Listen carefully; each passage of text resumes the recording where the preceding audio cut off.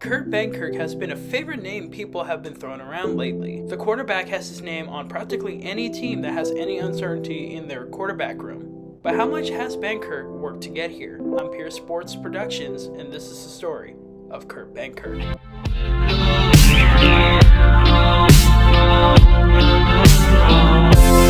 Kurt Benkert was born July 27, 1995, and raised in Baltimore, Maryland. In his childhood, he would move between Maryland and South Florida, but once he reached high school, he would finish in Florida. Kurt attended Cape Coral High up until his senior year, where he transferred to Island Coast High School.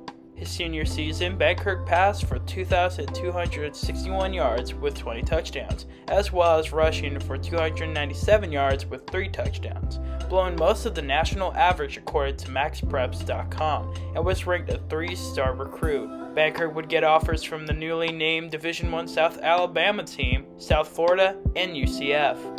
He was also recruited to play for Western Kentucky from former linebacker Carl Maslowski. But it would be Lincoln Riley, the offensive coordinator and quarterback coach for the Eastern Carolina Pirates, that recruited Kurt and won him over. Kurt would start his college career redshirting his freshman year.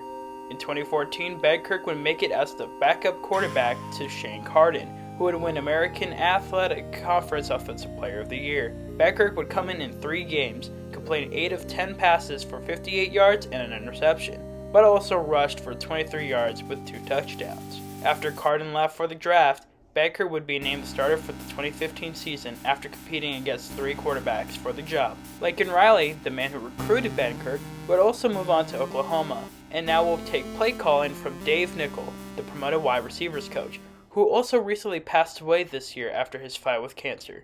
May he rest in peace. But after a week announcing he was the starter, Benkert would suffer a right knee injury, ending his season prematurely. Without Benkert, the Pirates would go 5-7. On May 2016, Benkert would announce that he was transferring to Virginia as a graduate transfer. This also wasn't a coincidence that Ruffin McNeill, Kurt's head coach in East Carolina, who was fired after the 2015 season, joined their staff as the assistant head coach. The following July, he would marry his high school sweetheart Samantha Morrill. On August, Virginia would announce that Benkert would be the starter for the 2016 season. The Cavaliers would go 2-10 for the season, but Kurt would throw for 2,552 yards with 21 touchdowns to 11 picks. He would also break the total offensive yards in a game record with 423 and passing yards in the game with 421 against Central Michigan, but both has since been broken between Bryce Perkins and Brennan Armstrong. After the 2016 season, Ruffin McNeill would move on to new head coach Lincoln Riley's coaching staff in Oklahoma, while Kurt would retain his starting role for the 2017 season. Virginia would go 6-7 and would be invited to the Military Bowl against Navy. They lost 49-7. Kurt would have his best college season, throwing for 3,207 yards with 25 touchdowns to 9 picks. Benkert would also be Offensive Player of the Week after defeating Boise State and breaking the school record for passing yards in a game with 455 against Connecticut, which has since been broken by Brennan Armstrong in 2021. After finishing his college career, he would lead in passing yards in a season with 3,207, but was broken first by Bryce Perkins in 2019, and led in total offensive yards in a single season with 3,144, but that was also broken by Bryce Perkins in 2018. With 2 starting seasons under his belt, he was ready for the draft. If Kurt was put into Madden coming from college, scouts had him as the strong archetype, and that was all they were going to give him. A damning quote was recorded from an NFC team scout director about Kurt Benkert. There is almost no in-between with him. He's either a big arm throw that whistles in there between defenders, or it's something stupid that turns into an interception or near interception. I love the arm, but I don't know if I would ever trust him to play, and everybody you draft might play. Draft boards had him as high as a 6th rounder, but most saw him as undrafted. Kurt Benkert would go undrafted in 2018. A couple days after the draft, the Falcons would sign Benkert, where Benkert would be behind future Hall of Famer Matt Ryan and Virginia legend Matt Schaub. Kurt would play the 2018 preseason, but was placed on the practice squad, where he stayed for his rookie season. Going into the 2019 preseason, he was still the 3rd stringer. The Falcons would go against the Broncos in the Hall of Fame game to start the preseason. and Benkert would be coming in the second quarter. All right, getting our first look here at Benkert. He's going to scramble outside, picking up the first down and then some. Benkert staying in the shotgun. And he strong arms it over the middle for a first down.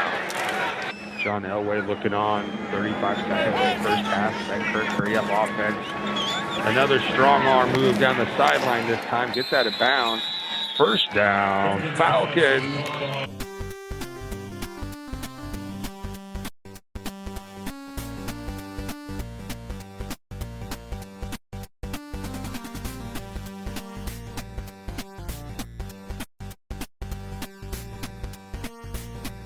In the end of the day, Benkert would complete 19 of 34 passes for 185 yards with 1 touchdown and 1 carry for 17 yards. He would have an 81.1 passer rating, but he didn't even get to finish the game because he would suffer a toe injury that would put him on the IR for the season. With no preseason for the 2020 season, Benkert would be placed on the practice squad once again to start the season.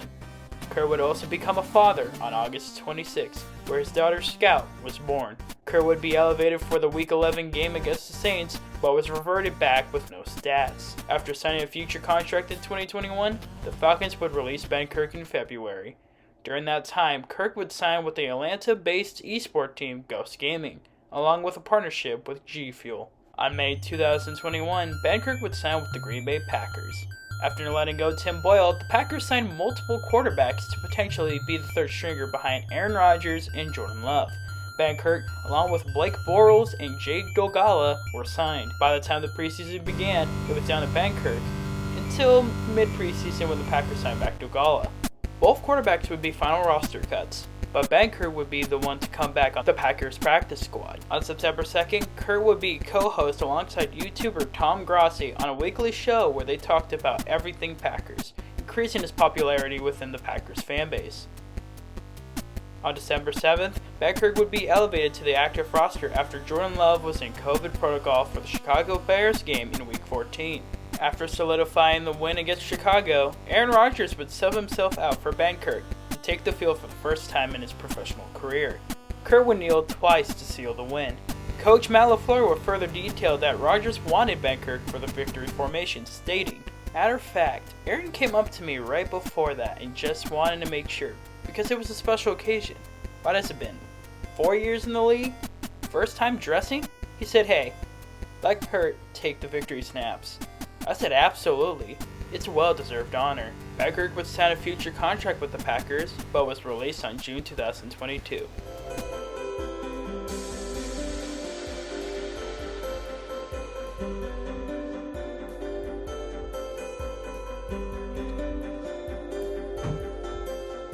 Ladies and gentlemen, we are here to say farewell to Kurt Benkert. You might be thinking, Tom, are you taking this a little bit too much like a funeral? But he's moving to Florida, guys. So Benkert's contract with Ghost Gaming would also expire, and he would sign with Space Station Gaming as an alternate for their Halo team.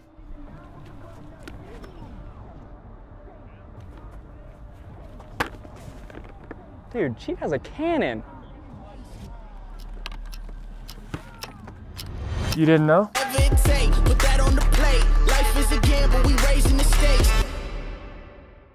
Since then, Benkert has since done workouts with the Titans, Bears, and 49ers. On September 1st, Kurt would post on his TikTok expressing interest in playing in the newly resurrected XFL. During the season. However, I had a really dope call with the XFL. There's something exciting about not being on the bench anymore. we 100% do.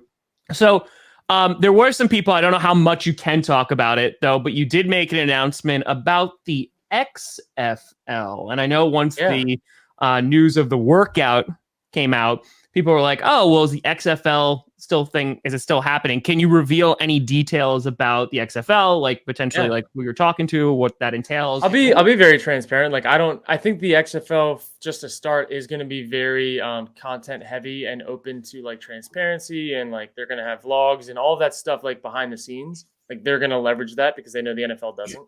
So the XFL starts after the NFL season. There will be 8 quarterbacks that will be like the guys that will get a guaranteed salary, and then they'll get pay per game that they start.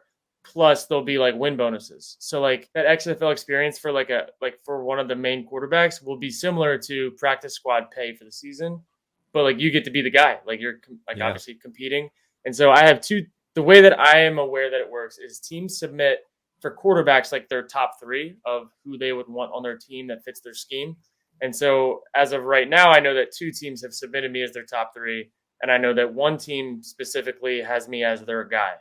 And so it's really like for me, it's exciting. Like I've been in the NFL for 5 years, and like I have practiced a ton and not played, and I'm ready. Like obviously, it would be a number 2 spot first, and then you get thrown into the starting role at some point. But for me, I'm like I just want to play. I've been practicing a long time. I don't care what league it's in. I just want to go sling the ball around. And so for me, like going to the XFL, that's what it's about. The team that I'd be going to would be throwing the ball 50 times a game, and it would be not very pro style. I will say that. And it'd be a lot of fun and create some really cool moments, throw some dots, and who knows what happens on camera after that. I want that. On September 20th, Benkert was signed to the Niners practice squad after Trey Lance was placed on IR. So, how with Benkert on a team, you're probably wondering, just like I did, does that mean he's not playing in the XFL? Well, no. Kurtz made it clear that he would turn down a future contract in order to play in the XFL. Even though other quarterbacks in the XFL draft pool have been practicing with Jordan Palmer, the director of quarterback development, Benkert obviously will not. I don't know if how drafting Benkert will be in the XFL. Maybe they go to route of allocation like they did in 2020, which they are. So I guess he's probably still going to end up being drafted just like Josh Johnson when he was drafted by the AAF San Diego Fleet. Because he was drafted, but he was currently on the Washington Redskins roster. He would eventually get hurt, so hopefully in that case for Benkert, he doesn't get hurt if he still looks forward to playing in the XFL. Benkert's career has been a dedicated one. He didn't let injuries stop him in college, and definitely not in the NFL. And with the XFL coming up, Benkert can only get bigger in his football career.